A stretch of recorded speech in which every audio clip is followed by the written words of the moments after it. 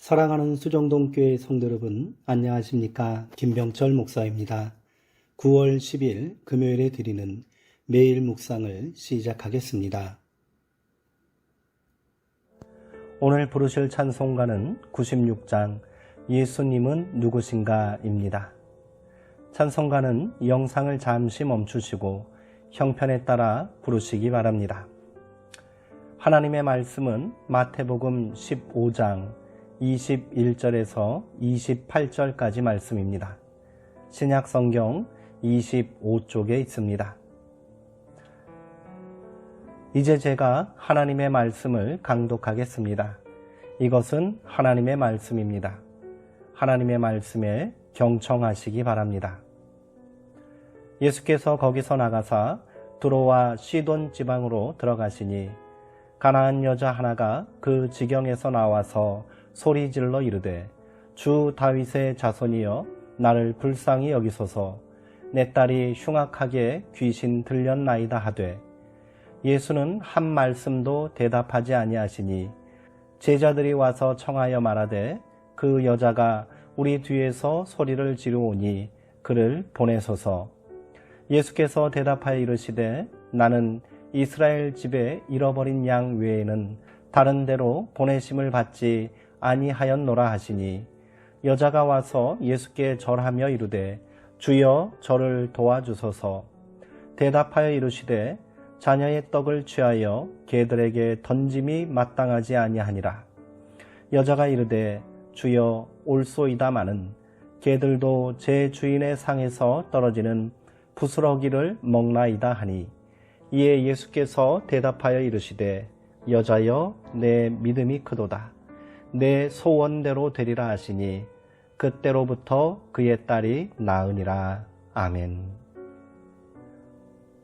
모욕조차 품어하는 사랑이라는 제목으로 묵상 말씀을 나누도록 하겠습니다. 바리새인들과 율법학자들과 논쟁을 벌이신 예수님은 두로와 시돈 지역으로 들어가셨습니다. 고요함이 필요했던 것일까요? 그러나 고요함에 대한 갈망은 성취되지 않았습니다. 가나안 여자 한 사람이 찾아와 귀신 들려 괴로워하고 있는 자기 딸을 도와달라고 외쳤던 것입니다. 예수님은 짐짓 모른 척 하셨습니다. 절박했던 여인은 더욱 크게 외칩니다. 오죽하면 제자들이 이 여인을 달래 돌려보내는 게 좋겠다고 하였을까요? 무릎을 꿇고 도움을 청하는 여인을 보면서도 주님의 반응은 냉랭하기 이를 데 없습니다. 자녀들의 빵을 집어서 개들에게 던져주는 것이 옳지 않다. 뜻밖의 반응입니다. 그래서 우리가 먼저 놀랍니다. 이 말을 하신 분은 우리가 알던 그분이 아닌 것 같습니다. 누구보다도 가련한 이들을 따뜻하게 배려하고 그들의 아픔을 마치 자신의 아픔처럼 여기셨던 예수님이 아니신가요? 예수님의 반응은 낯설 뿐만 아니라 불친절하고 잔인하기까지 합니다. 이 예기치 않은 반응을 두고 신학자들은 예수님을 변호하기 위해 애를 씁니다. 예수님께서 여인의 믿음을 시험하기 위해 일부러 그런 반응을 보이신 것이라고 말하는 이도 있고 예수님은 이미 여인의 믿음을 알아보셨지만 여전히 선민의식에 사로잡힌 제자들을 깨우치기 위해 그런 반응을 보이셨다고 말하는 이들도 있습니다. 정말 그런 것일까요? 여인은 모욕을 당했습니다. 유대인들이 가장 경멸하는 개라고 지칭되었으니 말입니다. 이렇게 보면 예수님도 선민의식에 찌든 유대주의자처럼 보입니다. 예수님의 말씀이 너무 노골적이었기에 지켜보는 이들의 마음에도 어떤 긴장감이 조성되었을 것입니다.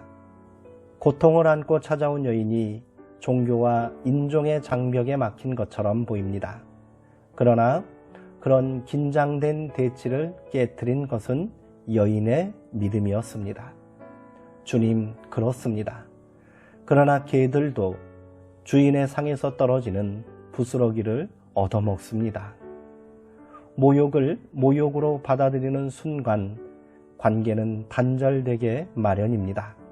그런데 이 여인의 절박함은 자존심을 훨씬 넘어섰던 것 같습니다. 여인은 그 모욕적인 말과 상황을 그냥 자기 품으로 부둥켜 안아버립니다. 이 여인이 거절에 노여워하지 않을 수 있었던 것은 딸의 고통으로 인해 겪어온 인고의 세월이 준 선물이었을 것입니다. 그러자 갑자기 긴장이 해소되면서 자유의 공간이 생겼습니다.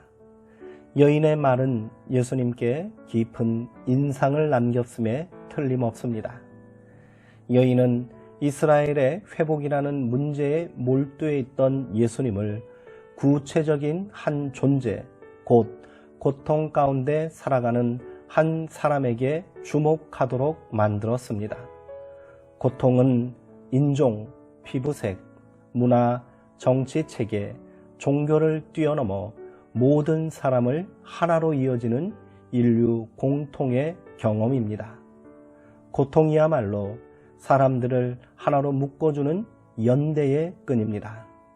여인은 그런 사실을 가리키는 기표로 우리 가운데 서 있습니다.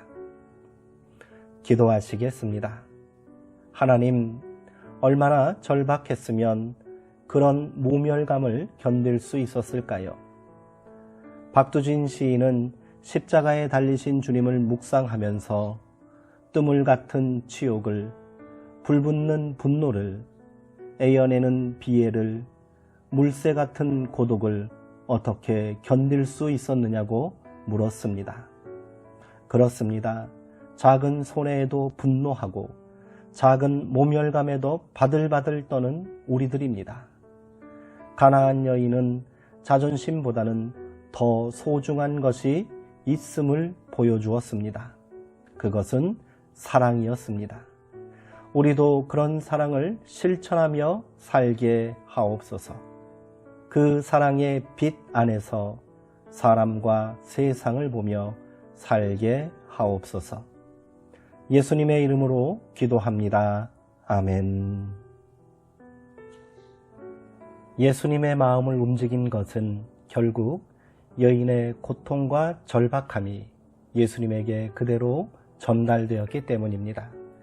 개인적인 고통이 공동의 경험이 될 때 그것은 더 이상 저주가 아닙니다. 그 고통은 모두가 함께 공감하고 이해할 수 있는 삶의 희망과 연대가 되는 것이지요.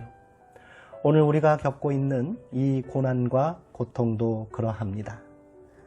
이를 분노와 혐오가 아닌 연대와 공감으로 만들어갈 때 코로나19의 아픔은 우리를 더욱 단단하게 묶는 연대와 사랑의 끈이 될 줄 믿습니다.